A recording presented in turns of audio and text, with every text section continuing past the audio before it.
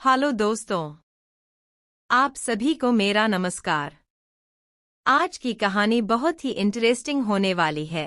कहानी अच्छी लगे तो चैनल को सब्सक्राइब कर देना और कमेंट में बताना कि कहानी सुनकर कैसा फील हुआ, क्योंकि हम आपके लिए ऐसी कहानी लाते रहते हैं।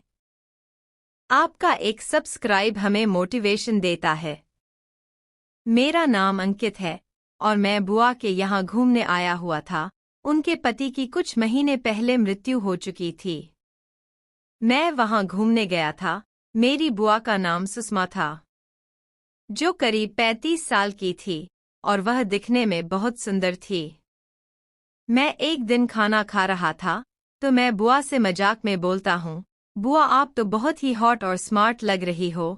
बुआ कुछ नहीं बोलती और सीधा अपने रूम में चली जाती हैं और वहां से मेरे लिए दूध लेकर आती हैं और बोलती हैं, तुम मजाक बहुत करते हो, लो दूध पी ले। एक दिन मैं अपने कमरे में सो रहा था तो बुआ ने मेरे से बोला, अंकित मेरे कमर में बहुत दर्द हो रहा है, क्या तुम मेरी कमर में बाम लगा दोगे?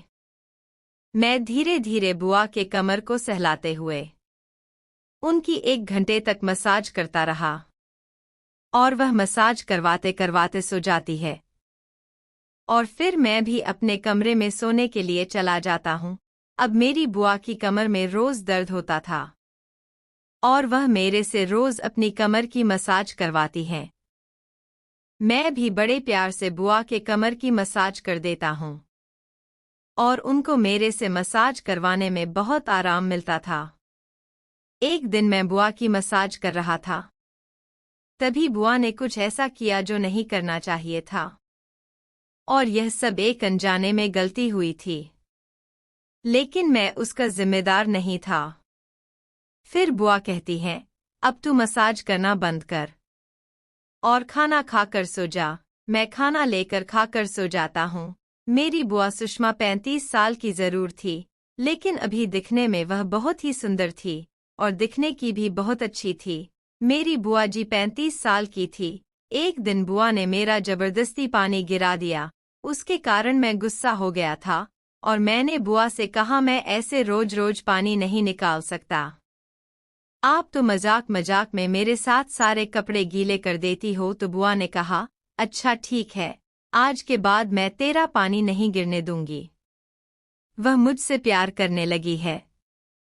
और वह बात हकीकत तब हुई जब उन्होंने एक दिन मुझे अपने प्यार के लिए प्रपोज कर दिया और कहा, अंकित क्या तुझसे मुझसे प्यार करते हो? मैं तुझसे बहुत प्यार करती हूँ, तू मुझे बहुत अच्छा लगता है। अंकित का भी मन था। फिर मैंने भी हाँ बुआ मैं तुमसे बोल नहीं पाया, लेकिन मैं भी तुमसे प्रेम करने लगा हूँ, मोहब्बत करने लगा हूँ। लेकिन घर में उनकी लड़कियां यह सब नहीं जानती थी। मैं चोरी चुपके बुआ से रोज मोहब्बत भरी बातें करता था, लेकिन बुआ ने अब मेरे ऊपर पानी नहीं गिराया। मैं अपने घर वालों को बोलता हूँ कि मैं अपनी बुआ से ही शादी करूँगा, लेकिन घर वाले नहीं मानते। इधर मैं बुआ के प्यार में पागल सा हो रहा था।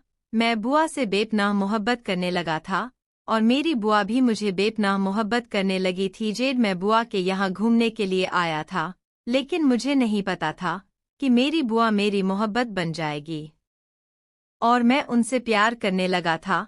आखिरकार उनसे मोहब्बत होने का कारण था, उनके पति अभी इस दुनिया में नहीं थे, इसलिए उन्होंने अपनी जिंदगी को अकेला नहीं रखना चाहा और वह मुझसे मोहब्बत करने लगी। मैं भी उनसे मोहब्बत करने लगा था, लेकिन अब वह मोहब्बत मेरे जान पर बनाई थी। कोई इसके लिए राजी नहीं था कि हम दोनों एक दूसरे से शादी करके खुशी खुशी अपनी जिंदगी गुजारे और अपनी दुनिया बसाएं। लेकिन मैं और बुआ एक दिन घर से बहुत दूर चले जाते हैं और वहां जाकर मैं अपनी बुआ से निकाह कर लेता हूँ और पति और पत्नी बन जाते हैं। मैं बुआ को बहुत खुश रखता हूँ, बुआ भी मुझे बहुत खुश रखती है। हम दोनों अब एक नई जिंदगी जी रहे हैं। अपने घरबार को छोड़कर मैंने एक नई दुनिया बसा ली थी। दोस्तों, आप कमेंट में बताओ क्या मैंने सही किया या फिर गलत। धन्यवाद दोस्तों।